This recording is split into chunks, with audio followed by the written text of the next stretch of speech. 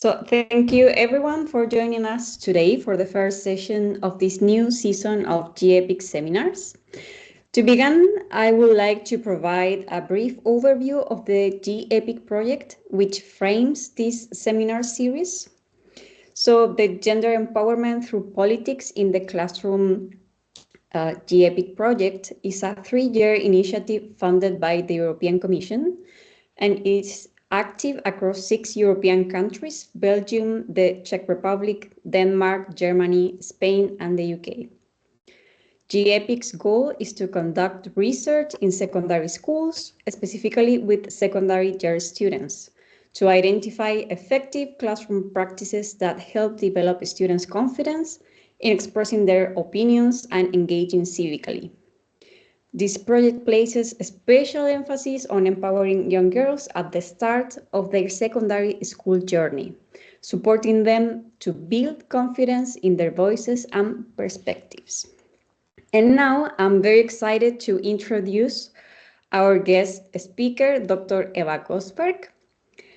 Dr. Kosberg is a political scientist and an assistant professor in educational science at Oslo Metropolitan University, with extensive experience as a social studies teacher across various educational levels and as a curriculum writer for upper secondary social sciences. She brings valuable insights to this seminar. Her areas of expertise include political participation, citizenship education, political efficacy, social studies didactics, and assessment within social studies education. And today, she will present about exploring cooperative learning as a tool in civic education. So the floor is yours, Eva. Thank you very much for being here with us. Thank you very much, Natalia. Then I'll start by trying to share my screen. Can you see my presentation now? Yes. Yes. So just make a sound, because I don't see the Teams room now. So if I fall out or it's something wrong with my presentation, just make a sound and we'll make it work, okay? Yeah, perfect, no problem. So first of all, thank you very much for inviting me. It's always a pleasure to be invited to discuss one's work.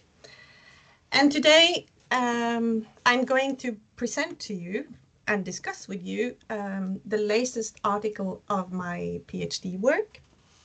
I defended my thesis back in May, so it's still kind of fresh. And as you can see, the headline is Exploring Cooperative Learning as a Tool in Civic Education. The plan for this presentation part of the seminar is as follows. No surprises. It's the normal structure of an article, but I'm going to focus on the results and spend a lot of time discussing the results that you can read about in the article as well, because as you all know, when you try to write up your results for an article, you never have enough time and enough words to kind of describe what actually happened in the classroom. And then I'll also point towards the methodology and towards the theoretical approaches that I've used when I've done the analysis of the article. And I hope that you'll ask a lot of questions about that afterwards, because I don't have time to discuss everything on that in my presentation, but I find it really important to understand what the results really tell us, especially the theoretical approach that I've used. But we'll dive right into it. You have probably heard other researchers in this seminar talk about political efficacy before, but I just have to my phone rang, so I just fell out of it, but just give me a second. We have to define the term before we begin. And I have used a definition of political efficacy gathered from Sofia Sol, who is a Swedish scientist who have written her thesis about political efficacy as well, back in 2014. And she defines political efficacy with these 3 points. First, it's about one's self-image, about one's capacity to do things. Second, it regards what actions a person regards him or herself as capable of executing. And lastly, these actions have to concern the political. And as you might know, political efficacy is of course a key factor for predicting political participation, both for adults and adolescents. And there are also a lot of literature pointing to the connection between civic education and developing adolescents' political efficacy. And what I wanted to do in this project was then to dive into the practical parts, because I have a background as a teacher as well. I've taught for many years at the upper secondary level, and I kind of searched around for the practical solutions, like what are the techniques that the teacher can use at 10 o'clock on Wednesday when he or she moves into the classroom. And I found that there was and is still a paucity of studies that explore this landscape qualitatively and also using interventionist methods. Led me to my research question, that was how might the use of cooperative learning in social studies impact students' political efficacy? So that was kind of the starting point of this part of the project. And then the next question is, of course, what did we do? And when I say we, that is the teacher and I, because I worked together with a teacher at the upper secondary level. When we started, the students were 13 years old, and they were 14 when I left the school. And we did a so-called formative intervention study. And we can discuss that afterwards. Why do I call it a formative study, and what theoretical framework do we then operate within? But just to show you the structure of the project, you can see that the model is called the expansive learning cycle. And these are the stages through which my project went, and that we worked together with, me and the teacher together. So we started out by analyzing the classroom, asking questions that are stages 1 and 2. And based on the information that we had, my observations in the classroom, her thoughts, we built a new model for the teaching that consisted of different cooperative learning structures that we tested out in the classroom for a period of about 2 months. And the article that we are now discussing builds on interviews where the students evaluated this period of change in the teaching. So they had experienced about 2 months of cooperative learning structures while they were working on the topics of Norwegian politics and democracy. And in the interviews, they reflected upon and evaluated both the cooperative learning part of the teaching and on the connections between cooperative learning and political efficacy. So what we'll now get into is how did the students evaluate and talk about this period. And I'm going to start with the positive parts and categories where the students found that cooperative learning was positively connected to their political efficacy. The first part is that they saw that work in these small groups function as an arena for practicing democratic skills. For example, I had a girl who said that when she tested out voicing her opinion in this small group, it made it possible for her to think that perhaps she could do it on a larger scale the next time in the class as a full class scenario, or even outside of the classroom. The second positive category was that some of the students functioned as role models for the others. This project was done during the format of the national election, Norwegian national election of 2021. And so 3 or 4 of the students in the class became members of political youth parties and were really engaged in the national election. And they worked in groups with other students who weren't that engaged, but who saw that engagement. And I had another girl who in the interview talked about how she had worked in a group with this really engaged girl, and then she came home and she turned on the television and she actually watched a political debate show for the first time. And she came back to school and was so surprised because she actually understood what they were talking about. And she had had this vision of herself as not capable of understanding politics. So that was the second point, peers as role models. And then the last point, positive point that the students talked about was how the classroom became more of a supportive environment. Or we could perhaps have called it that the students became more, they became access to each other. And one of the boys, he explained this when he said that it was easier to understand when other students explained, for example, the difference between political parties, because they had another language. He could understand how they talked about things and it sounded different. It was more understandable than when the teacher explained something.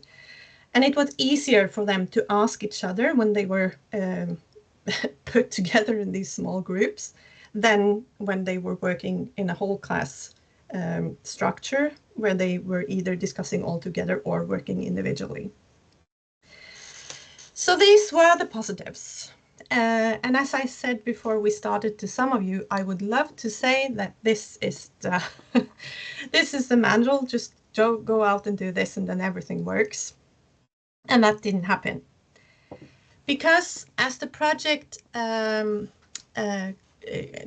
or 4 weeks before we were going to end the project, the teacher introduced assessment into the classroom, as the students were going to be assessed at the end of the period.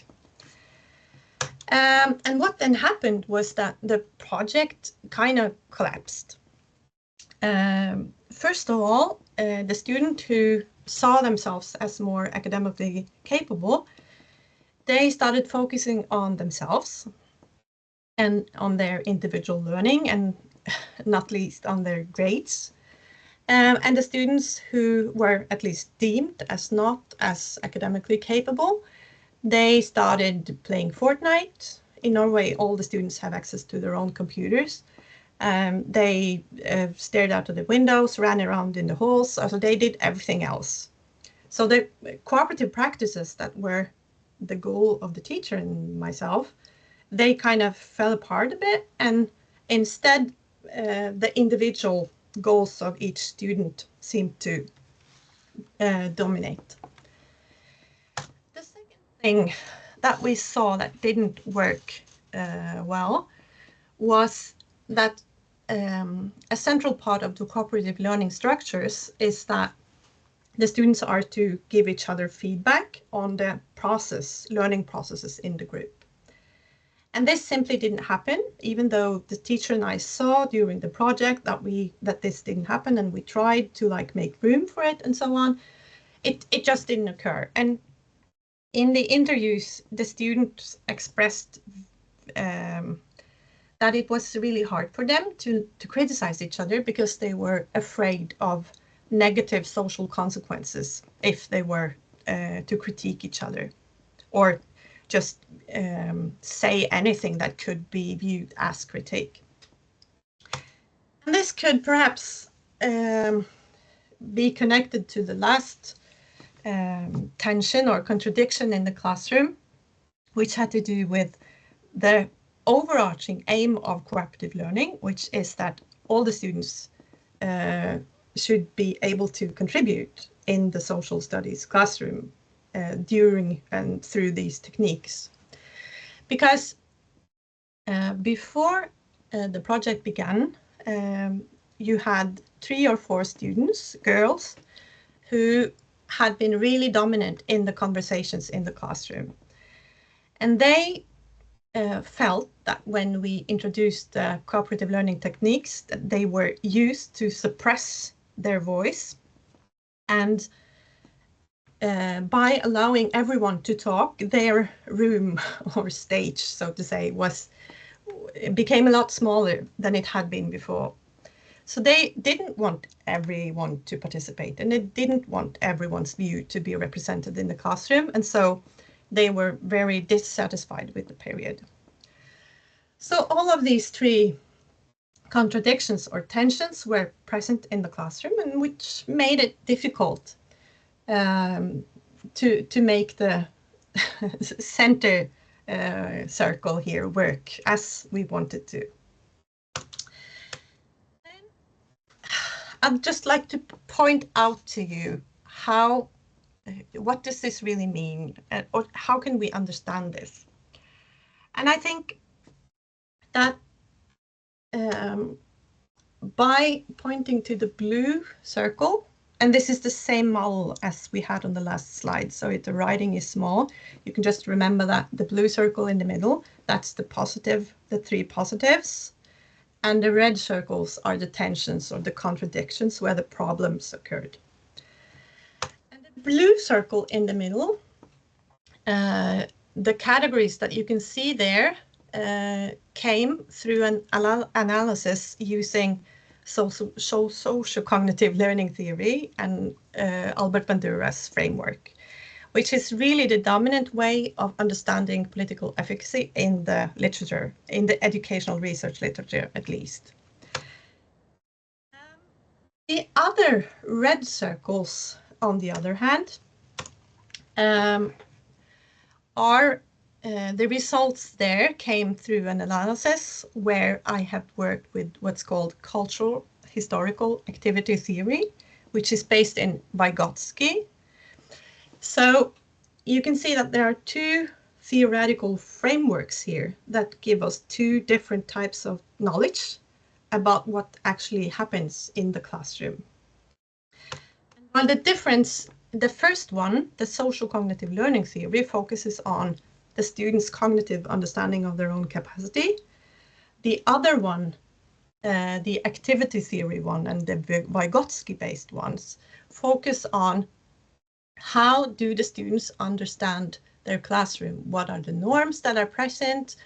What rules do I follow? What's my own position in the classroom, but also perhaps in the wider society? And how does this impact how they react to the teaching, how they respond to the methods that are present, and their experience of the whole project, so to say? So if we view my results from these 2 different angles, you can see that when we go into conclusions, what are my recommendations? I think maybe my first one is that we have to be cautious about our theoretical understanding of central terms such as political efficacy. And I just have to say, moving into this project, I got told that you can't understand the term efficacy without using the social cognitive framework, which I think it's part of the tradition, but it doesn't have to be as simple as that. So because you can see that you get different layers of understanding using different theoretical frameworks. The other thing that I found really fascinating and that I would love to explore further is the role of individual responsibility that kind of stopped all the cooperation in the classroom.